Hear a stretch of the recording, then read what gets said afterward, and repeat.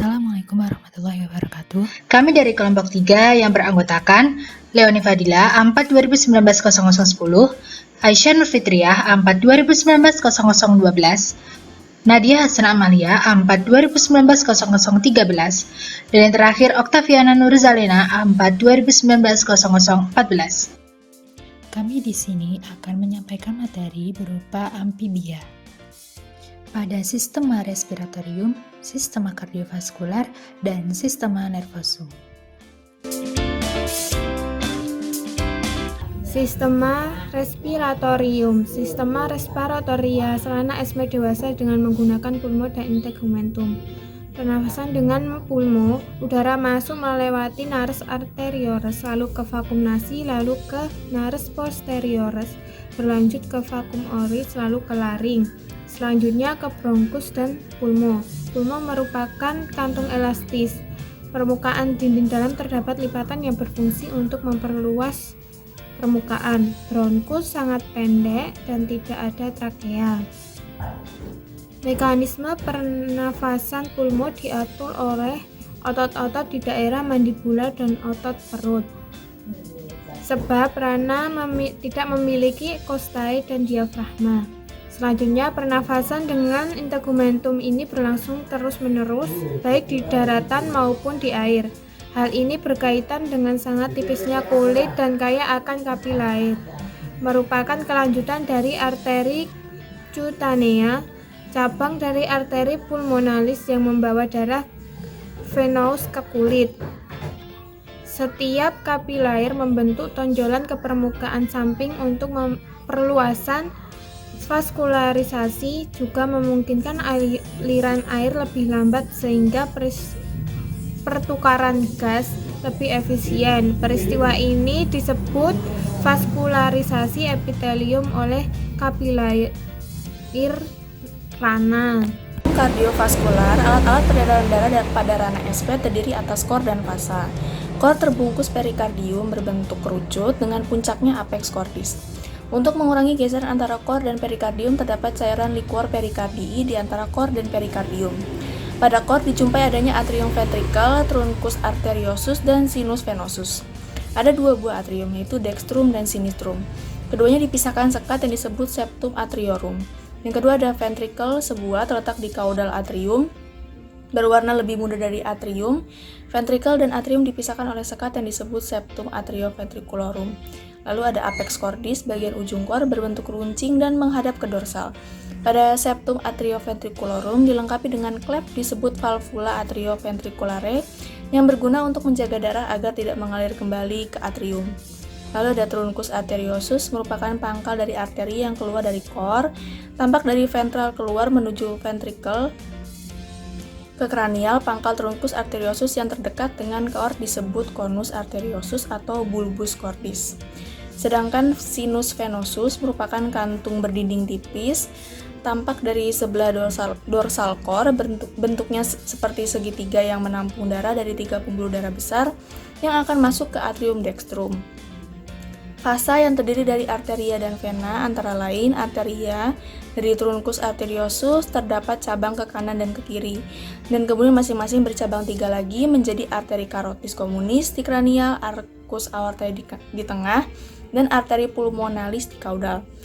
Arteri carotis communis berjalan di sisi esofagus menuju ke daerah kaput, bercabang 2 lagi menjadi carotis interna dan eksterna. Pembuluh ini memvaskularisasi ruang mulut, mata, dan otak. Lalu ada arcus aortae sepasang, melengkung di kanan dan kiri badan membentuk arcus atau lengkungan. Lalu lanjut ke caudal sebagai radix aortae, keduanya bertemu di linea mediana sebelah ventral columna vertebralis. Lalu arteri pulmocutanea sepasang bercabang menjadi arteria cutanea ke arah kranial menuju dorsum, kaput, dan abdomen, sedang arteria pulmonalis menuju pulmo. Vena rana ada 3 macam. Vena masuk ke atrium dextrum, atrium sinistrum, dan ke sistem portae. Yang masuk ke atrium dextrum sebelum masuk kor ditampung terlebih dahulu oleh sinus venosus. Sinus venosus menerima darah dari 3 pembuluh besar, yaitu sepasang vena cava superior dan 1 vena cava inferior. Yang masuk ke atrium sinistrum adalah vena pulmonalis yang datang dari pulmo, membawa darah arterial.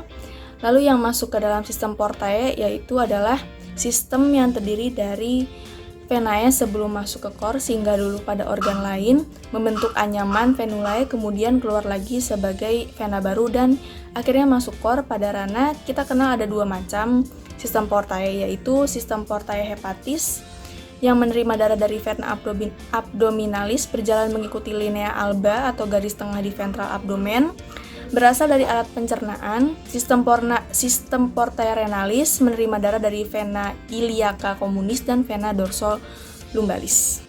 Sistem nervusum. Sistem nervusum rana SP atau yang bisa disebut juga dengan katak dibagi menjadi dua sistem.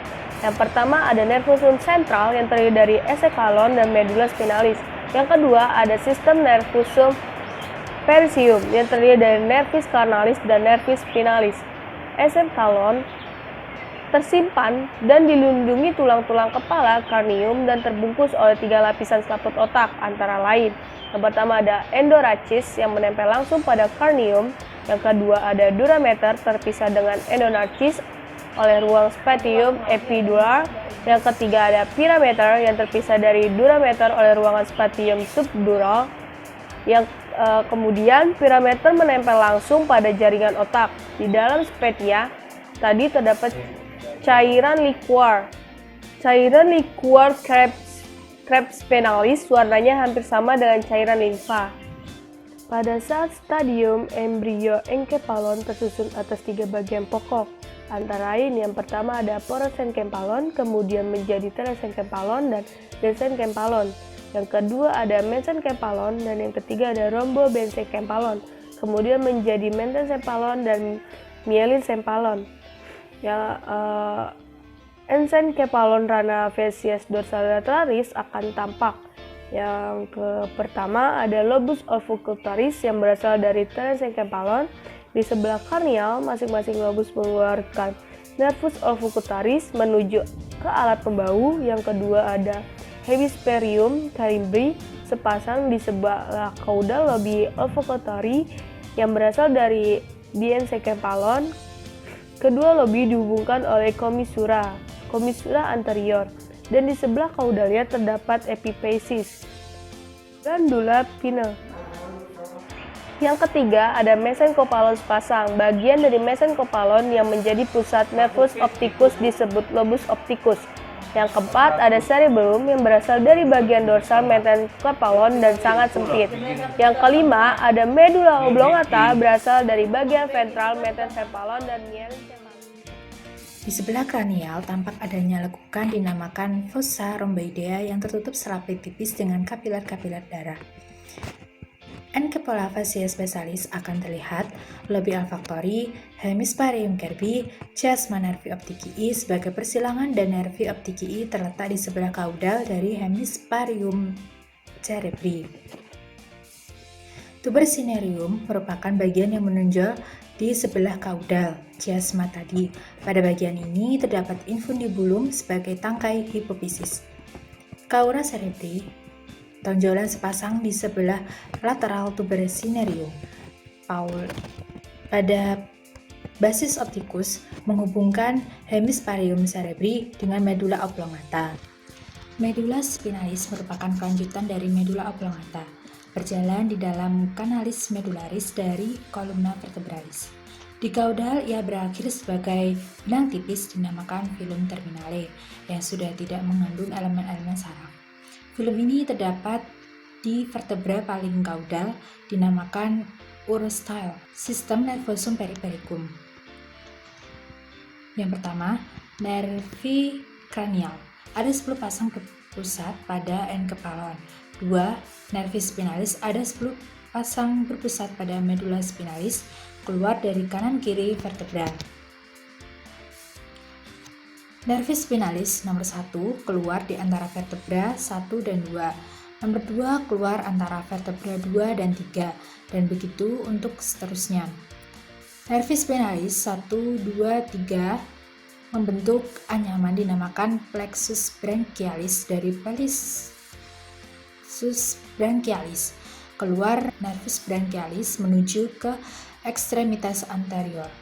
Nervis spinalis 4, 5, 6 tidak membentuk plexus menginversi kulit, dan otot-otot dinding badan. Nervus spinalis 789 membentuk plexus ischioideus yang mengeluarkan suatu saraf besar nervus dinamakan nervus ischioideus menuju ke ekstremitas posterior. Nervus spinalis 10 bercabang ke alat-alat pelvis dan berhubungan dengan nervus ischioideus. Sekian dari kelompok kami. Apabila ada kesalahan, mohon dimaafkan. Semoga bermanfaat. Terima kasih. Wassalamualaikum warahmatullahi wabarakatuh.